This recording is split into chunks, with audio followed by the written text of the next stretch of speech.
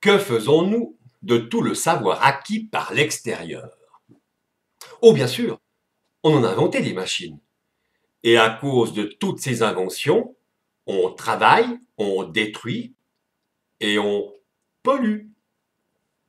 C'est normal, car si chaque génération démarre dans la vie avec les acquis technologiques de la génération précédente, elle hérite également de sa vision du monde.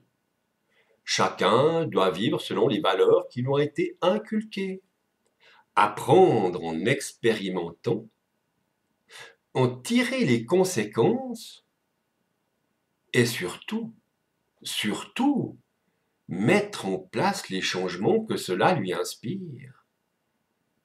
Et alors, une nouvelle vision du monde apparaît. Comprendre avec le mental n'a jamais rien changé. Par exemple, au cours des siècles, qu'avons-nous retenu de toutes les leçons de l'histoire? On nous a appris toutes les conquêtes d'Alexandre, le grand empire romain et la guerre de Cent Ans. Tous les foudres de glaire s'étranglèrent dans les Flandres. Lequel d'entre nous ne connaît pas Marignan? Jamais nous n'avons su écouter les Cassandres. Nous allons même voir défiler les vétérans. Il y eut la Grande Guerre. C'était la toute dernière. Tout le monde y a cru et vivait dans l'oubli. Jusqu'au jour terrifiant de l'arrivée d'Hitler. Combien de peuples avons-nous vu la Lali? Nous oublions toujours que cela date d'hier. Les leçons de l'histoire sont tombées dans l'oubli. On tue ses frères dans des guerres que l'on dit civiles. Les lâches au poteau et la gloire pour les tueurs. Pour cacher l'horreur, que la pudeur est utile. On tue avec des règles. Nous avons de l'honneur. Que l'on soit en guerre ou en paix comme sur une île, c'est toujours les mêmes qui font les règles, par malheur. Nous vivons dans un monde où l'inconscience des uns ne rêve que d'anéantir la conscience des autres.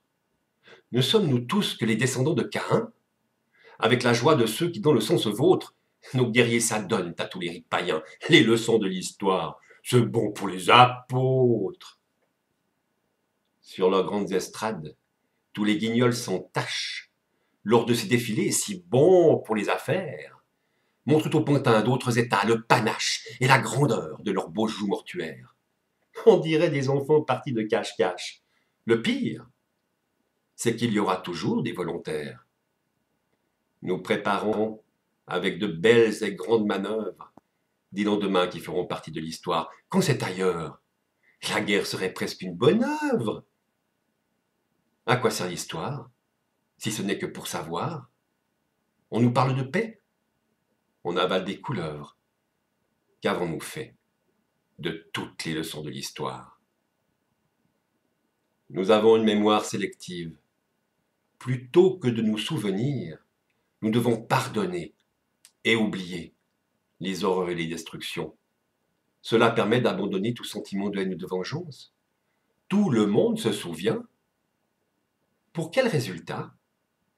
Un peuple est comme un individu, et un enfant battu sera trop souvent un parent violent.